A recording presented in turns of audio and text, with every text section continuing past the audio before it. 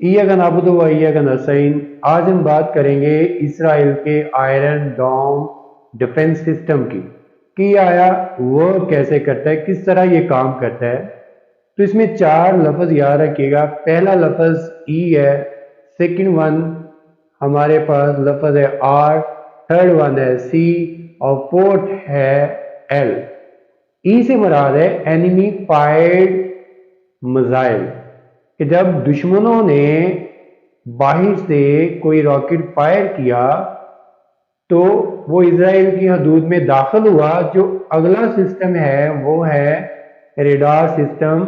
उसने एक glass dome बनाया हुआ है। जब भी वो मिसाइल जो दुश्मनों ने फायर किया उस डोम में आएगा तो वो उसे डिटेक्ट करेगा और उसके ट्रैक को फाइंड आउट करेगा, उसके रास्ते को फाइंड आउट करेगा।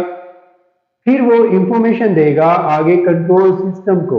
कंट्रोल सिस्टम क्या करेगा, एस्टिमेट लगाएगा उसके इम्पैक्ट पॉइंट की कि वो मिसाइल किस एरिया पर जाके हिट करेगा। तो वो आगे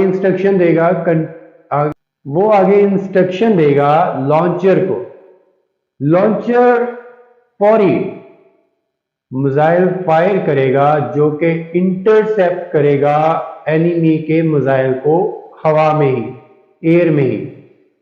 इससे फायदा ये होगा कि वो जो मिसाइल दुश्मनों ने फायर किया था वो बजाय हिट करने के पॉपुलेटेड एरिया में वो हिट करेगा हवा में ही, हवा में वो फट जाएगा। इस तरह इसराइल जो है वो महफूज रहता है अपने दुश्मनों से।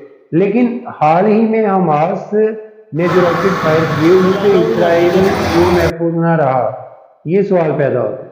उसकी वजह यह थी कि इनके पास तकरीबन 3 लॉन्चर्स हैं और हर लॉन्चर में 20 रॉकेट या मिसाइल्स हैं। लेकिन आपको मालूम है कि हमास ने जो मिसाइल फायर किए वो तकरीबन 5000 थे। अब वो जो 20